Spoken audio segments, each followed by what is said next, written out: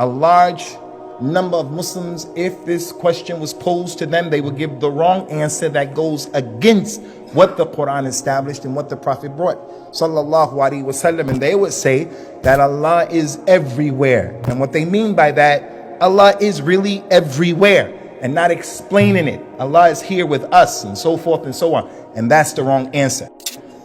In the Qur'an, there are 7 ayat, 7, showing that it's been repeated so many times. 7 ayat describing to us where Allah is, in the same way that He subhanahu wa ta'ala is mustawin ala al-arsh. He said in the Quran subhanahu wa ta'ala, Allahu alladhi khalaqa as-samawati wal-arda wa ma baynahuma fi sittati ayamin thumma istawa ala al-arsh.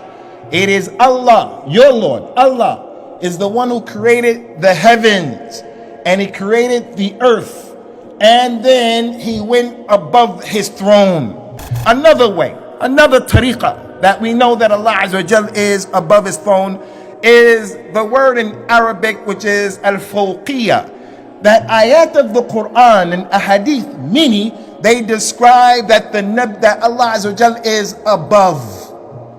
Ayat, He said about Himself, وَهُوَ الْقَاهِرُ فَوْقَ عِبَادِي. Allah is Al-Qahir, you're Abdul Qahir, I'm Abdul Qahir. From His names is, He is Al-Qahir, the one who is mighty. He is dominant. He said that He is Al-Qahir, and He is above His creation. He's above His servants.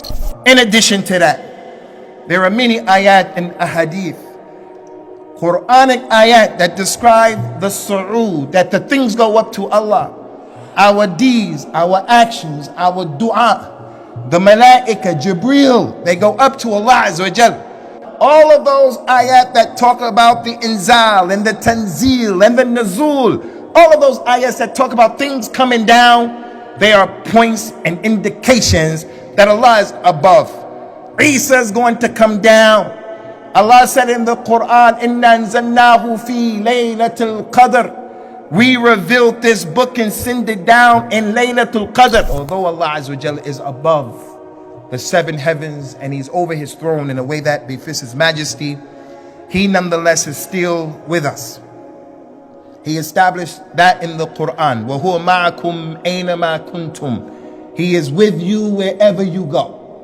You fly a plane, He's with you. Go in a submarine, He's with you. You're awake, He's with you. If you're asleep, He's with you. If you go into the cave, He's with you. Wallahu ma'as sabirin. Inna Allah ma'al muttaqin. Inna Allah ma'al ladhina taqaw. Allah is with those who have sabr. He's with those who have a taqwa. Allah is with everyone, but He's with the people how?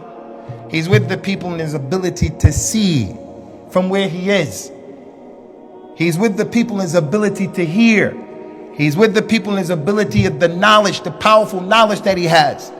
As for me, I want to be on the way. I'm speaking of what you should say. I want to be on the way of the people of Ahlul Hadith, starting off with the companions of the Prophet sallallahu alaihi wasallam. He asked the little girl sallallahu alaihi wasallam, hey little girl, where is Allah? The little girl said, over the heavens. She had no philosophy, no philosophical approach. Who am I, little girl? She said, you're Rasulullah. He told the man, free this girl. She's a believer. She's a mu'mina. The one who knows that and understands that, that's part of the aqeedah of a person who has correct iman. Another thing, when you're in sajda and you're saying, Subhana Rabbiyal A'la, Subhana Rabbiyal A'la, you have your head on the ground. And you're saying, glory to Allah, the Most High, Al-A'la. That's from the proofs and the dalil that Bani Adam is going to be humble and put his head on the ground to establish the ubudiyya of Allah, the servitude. We are slaves to Allah, who is above the 7 heavens, over His throne.